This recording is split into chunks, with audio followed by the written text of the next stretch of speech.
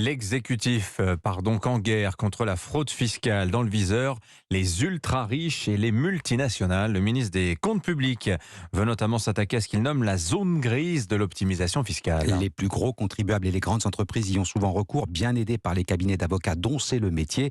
Au départ, c'est tout à fait légal, mais en poussant la réduction d'impôts à l'extrême, on peut basculer dans l'illégalité.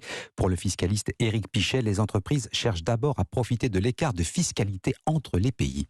Les multinationales peuvent être tentées de vendre des biens ou des services à leurs filiales basées dans un pays à faible imposition à un prix qui est exagérément élevé et accroître le bénéfice dans les pays où les taux d'imposition sont faibles. Du coup, ça réduit les impôts à payer en France. On peut considérer qu'il y a un abus ou de la fraude à partir du moment où le prix de vente des biens ou des services ne correspond pas au prix réel du marché. Alors le gouvernement, lui, ce qu'il cherche, c'est à accroître les recettes fiscales en France. Mais c'est un plan qui aura sans doute beaucoup moins d'impact que l'impôt minimum de 15% partout dans le monde qui devrait rentrer en vigueur en 2024. On attend pour ce simple plan entre 5 et 10 milliards d'euros de recettes fiscales supplémentaires pour l'IS en France. Éric Pichet, professeur de fiscalité à la CNEJ, à la Cage Business School avec Margot Faudéré.